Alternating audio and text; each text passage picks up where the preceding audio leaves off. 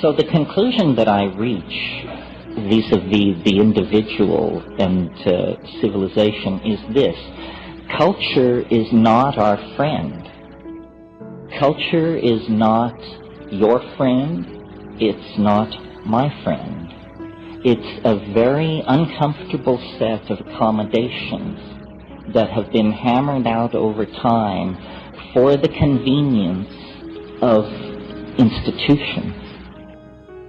A young man gets his first dose of the news that culture is not his friend when told that he's going to be given an air ticket and some training and sent to an exotic country to kill its inhabitants in the name of some political ideal. You have to be fairly dense not to get the message at that point that culture is not your friend.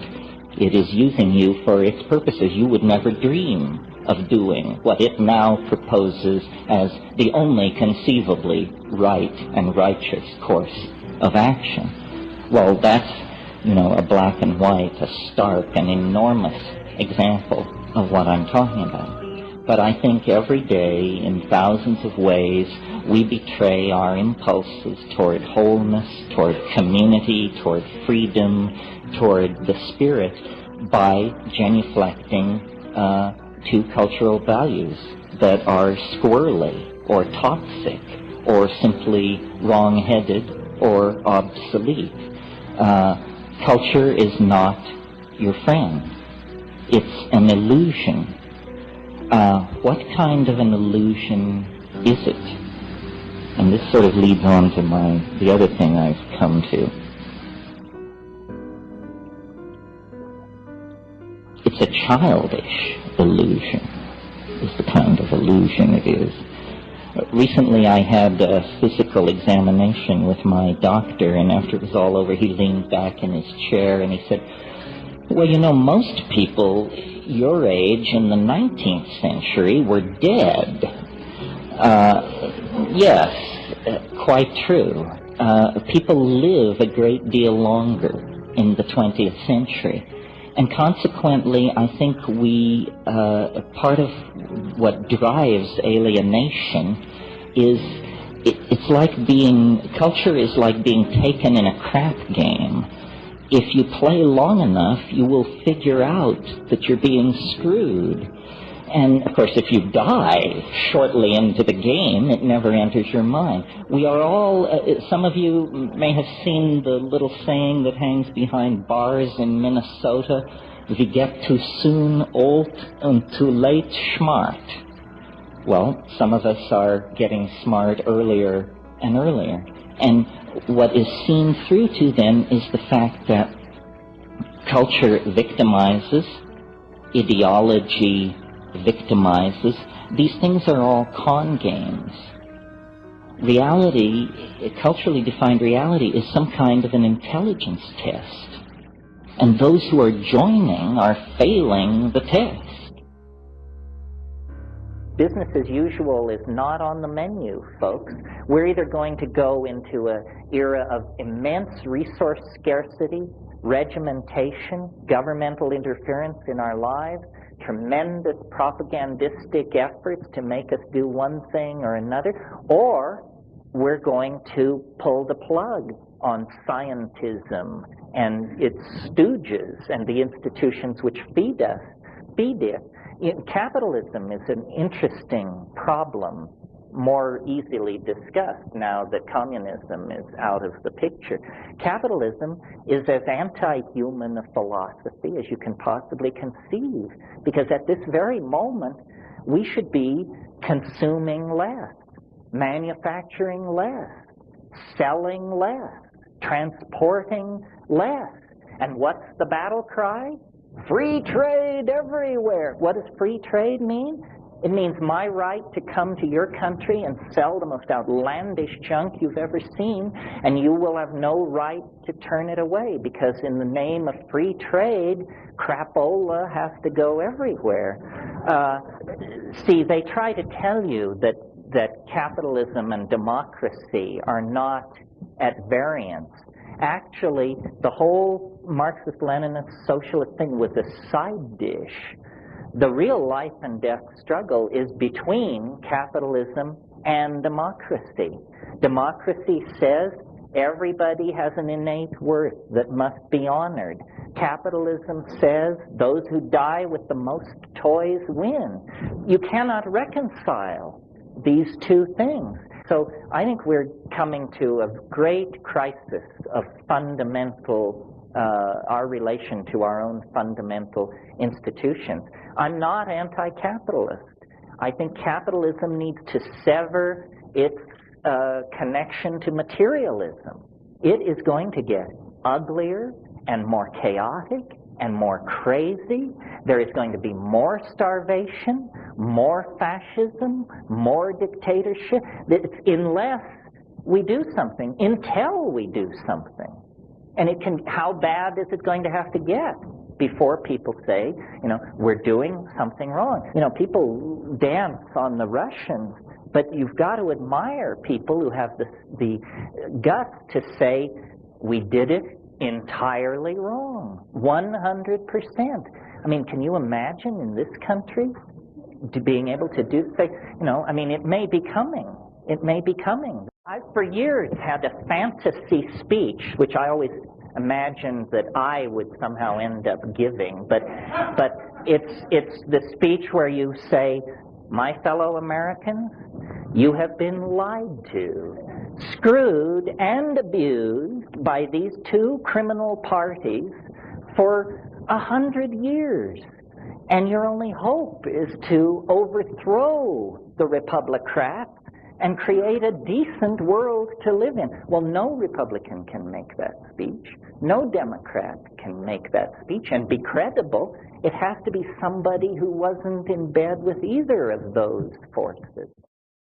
And what that means then is that people who can cut through these many, many illusions, the illusion of materialism, the illusion of business as usual, the illusion of benevolent institutions carefully guiding us toward reasonable destinies. If you cut through all that, if you disabuse yourself of all that, you will empower yourself to eventually be able to stand up in delicate social and political situations and just say, bullshit. That's bullshit.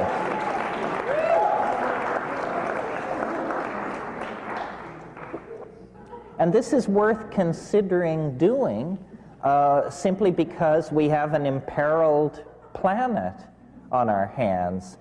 We have been, for a long, long time, the victims of illusion. Western civilization, Stephen Dedalus was right. History is a nightmare from which one must awaken, quite literally. I mean, we have been blind to what we have been doing. We are blind at this moment to what we are doing. If in a single moment the actual nature of our predicament were to fully make itself felt in the mind of any one of us, I think it would be paralyzing. It would be horrifying. We have waited till the last moment of the last hour. The house is burning down around us, and we rouse ourselves from the stupor of materialism, the stupor of Christianity and scientism, the stupor of male dominance, sexism, and racism. If we don't rouse ourselves from this stupor, the momentum toward extinction is now practically irreversible. It's not going to come from Time magazine or the Secretary General of the United Nations or anybody like that. We are monkeys, and monkeys love a hell of a good fight. And we have a hell of a fight bearing down on us because we have to clean up the mess. We're not going to go silently into the gentle night of extinction. It's just not going to happen that way. Creativity is going to be unleashed. Struggle is going to be an unavoidable part of trying to steer this battleship away from the cataracts of history in which we are now caught. And the gift from the past, from the 19th century, from the 1940s, from the psychology of Nixon and Johnson and that crowd, is a ticking bomb, except that it's a planet.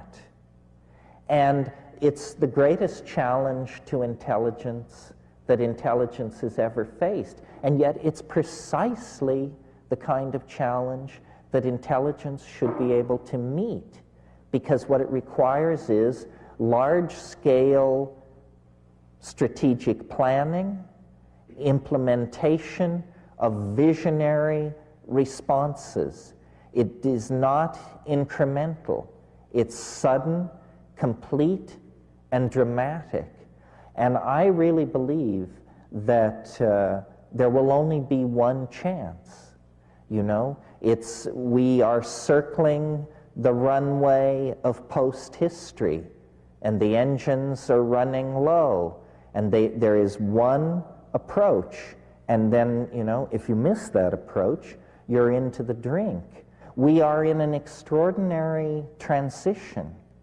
Everything that has worked now doesn't, meaning global economic systems, control of the spread of epidemic disease, so forth and so on. All these systems are breaking down, and yet the new systems are not yet in place.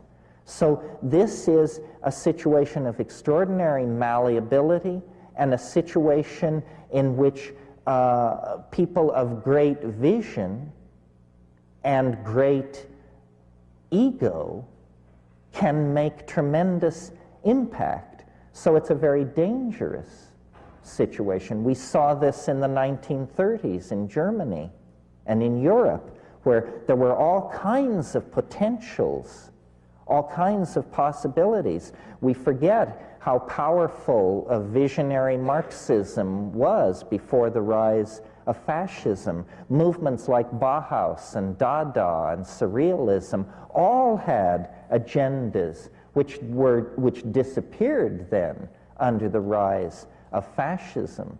This must not happen again. And what it has to do with is resisting images that are coming from the reality studio, resisting the images that are coming off the tube, coming through the newspapers, and creating a community based on psychedelics, sexuality, sensitivity, and good sense.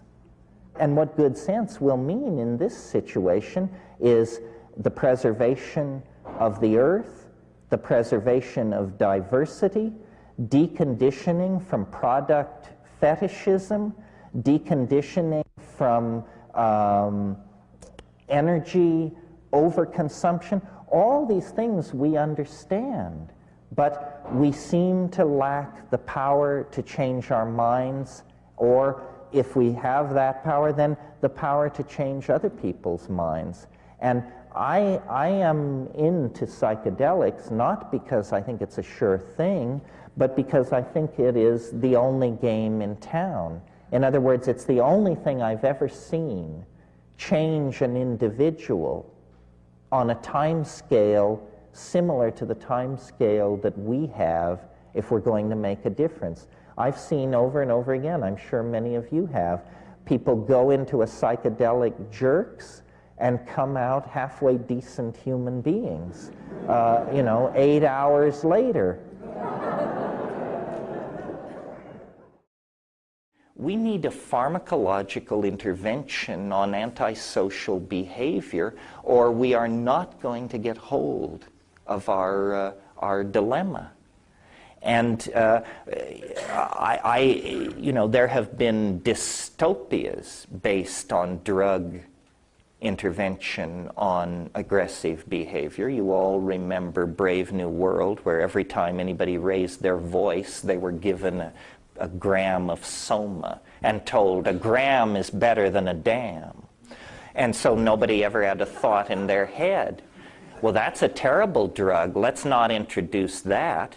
Uh-oh, the bad news is we've had it for decades. It's called television, you know. We have millions of people in larval, low-awareness lives in their little condominium apartments, just ladling this garbage into their minds. The average American watches 5.5 hours of TV a day, so imagine how much time these people watch. I mean, to think of that as human at all. If that were a drug, we'd be up in arms. You know, if people were loaded at home with that level of mental condition day after day after day, we would do something about it. We need to think about these things because we have bought into the idea that we have to serve and behave and be enslaved, else chaos will engulf the world. We need to carry out our analysis of the situation to the point where we can embrace chaos and see that chaos is the environment in which we all thrive. We may have a crack at this. A global society is coming into being. A global society made out of information that was not intended to be ours, but which is ours through the mistaken invention and distribution of small computers, the printing press, all of this stuff. Information is power, and information has been spilled by the clumsy handling of the cybernetic revolution by the dominator culture so that it is everywhere. Never has the situation been more fluid. Never have the opportunities for infiltration, insurrection, and hell-raising been more present at hand. The only style that can perhaps seize the controls of this sinking submarine and get it back to the surface so that we can figure out what should be done. If we continue as we have, then, you know, we're doomed. And the judgment of some higher power on that will be they didn't even struggle, you know. They went to the boxcars with their suitcases and they didn't even struggle. This is too nightmarish to contemplate. We're talking about the fate of a whole planet. Why are people so polite? Why are they so patient? Why are they so forgiving of gangsterism and betrayal? I believe it's because the dominator culture is increasingly more and more sophisticated in its perfection of subliminal mechanisms of control. And I don't mean anything grandiose and paranoid. I just mean that through press releases and sound bites and the enforced idiocy of television, the drama of a dying world has been turned into a soap opera for most people.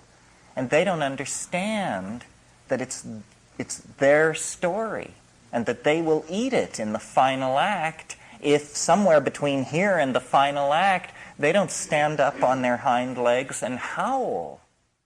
The thing that was so great about the 60s and that is so frustrating about the 90s is people do not get pissed off. I mean, you know, I can tell you this and you can nod in agreement, but, you know, at some point the thing becomes so odious, so clearly intellectually bankrupt, so clearly toxic to any kind of human values that any of us can relate to, that you just have to put yourself on the line. And I don't know when that moment will come. It's not for me to say. I guess a switch will be turned in the unconscious. But there's enough evidence of outrage and muddle-headedness and outright evil around that sooner or later we're going to have to confront it. Otherwise, you know, this is a sinking submarine. And there is no way out unless people who really understand the gravity of the situation and the stakes make their voices heard. If we leave it up to the institutions that have been put in place over the last 500 years, these are anti-human institutions. These institutions hate the human race, hate ordinary people. And until we wake up to this, we're going to be their victims. We're the marks. Well, how do you like being a mark? You can just take so much of that, and then you just finally have to stand up and say enough. There is no middle way. The choices are either a hideous, nightmarish world, a Soylent Green kind of world, a world where people of privilege defend that privilege with tremendous establishments of armament and propaganda, and the rest of the world slips into poverty, starvation, desperation, and death. This is the kind of world that rationalists fear. And it's also the only kind of world that they can imagine because they are bankrupt of inspiration and ideas. And so the entire effort of the establishment has become one of holding down panic, keeping the ball in play, keeping ordinary people and ordinary populations quiescent through drugs which are not psychedelic, through forms of media which are not transcendental and inspiring, but which are narcoleptic and deadening. I won't name any names here. And this is the fiction that we live in, and this is why our situation feels so schizophrenic. And of course, as we go through this presidential election, the contradictions are heightened almost to the point of nausea, because what is under discussion is what manner of fine-tuning shall be applied to the social machinery in order to make it possible to hold together the illusion of business as usual. And the answer is there is no such fine-tuning. It's all finished.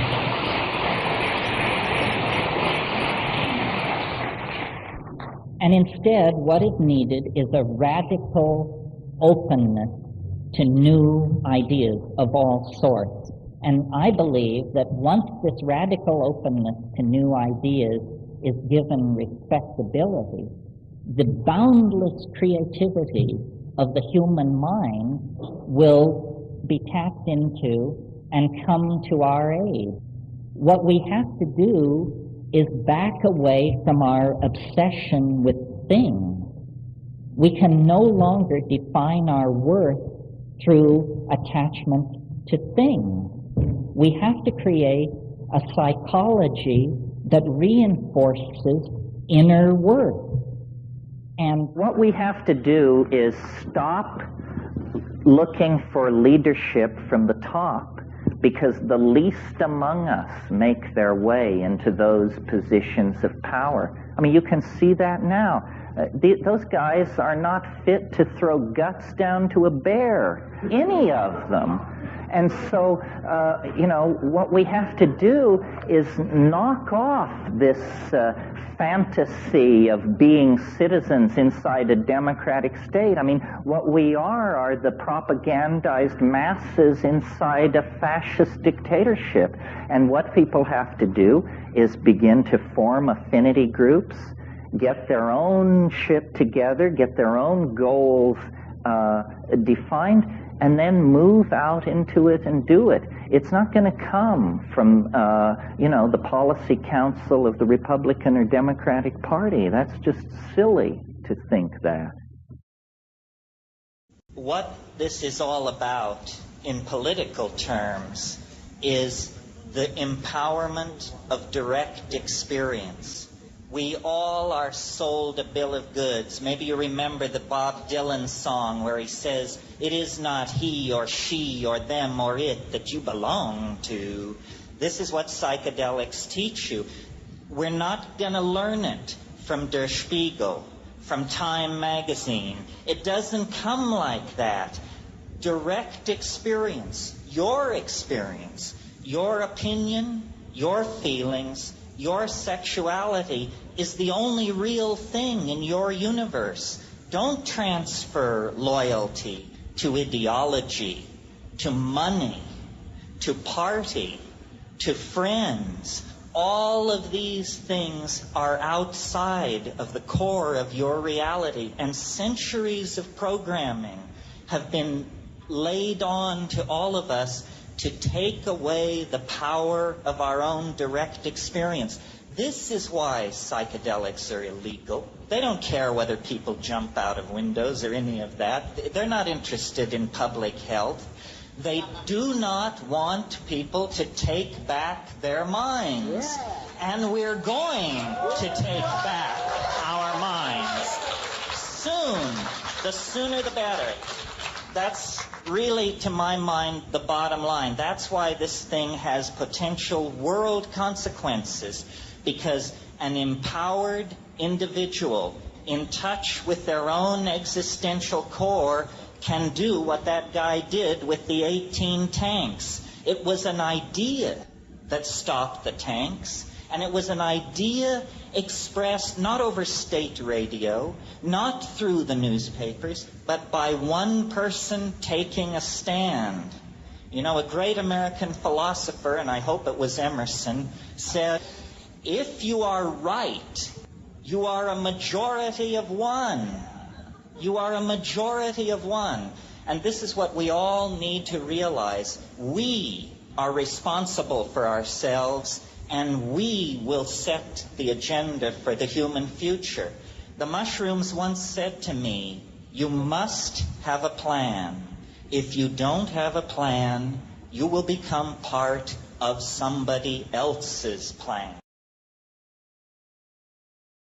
In the suppression of the psychedelic experience, the masters who make the rules have taken away a major slice of what it is to be a human being. This is intolerable. We have been robbed of our birthright by the frightened, the constipated, the narrow-minded, the stupid, and the afraid. Take back your mind. Take back your mind. That is the message. As long as we let the establishment set the language agenda, we will be imprisoned in the tiny, rather pedestrian world of consumerism and schlocko values that the establishment has prepared for us. So the way I think of these psychedelics, or a different way, is that they're catalysts for the imagination. Catalysts to say what has never been said, to see what has never been seen, to draw, paint, sing, sculpt, dance, and act what has never before been done, to push the envelope of creativity and language. And what's really important is, I call it the felt presence of direct experience, which is a fancy term which just simply means we have to stop consuming our culture. We have to create culture. Don't watch TV. Don't read magazines. Don't even listen to NPR. Create your own road show. The nexus of space and time where you are now is the most immediate sector of your universe. And if you're worrying about Michael Jackson or Bill Clinton or somebody else, then you are disempowered. You're giving it all away to icons which are maintained by an electronic media, so that you want to dress like X or have lips like Y or something. This is shit-brained, this kind of thinking. That is all cultural diversion. And what is real is you and your friends and your associations, your highs, your orgasms, your hopes, your plans, your fears. And we're told, no, we're unimportant, we're peripheral, get a degree, get a job, get a this, get a that, and then you're a player. You don't even want to play in that game. You want to reclaim your mind and get it out of the hands of the cultural engineers who want to turn you into a half-baked moron consuming all this trash that's being manufactured out of the bones of a dying world. Where is that at? Yeah, over here.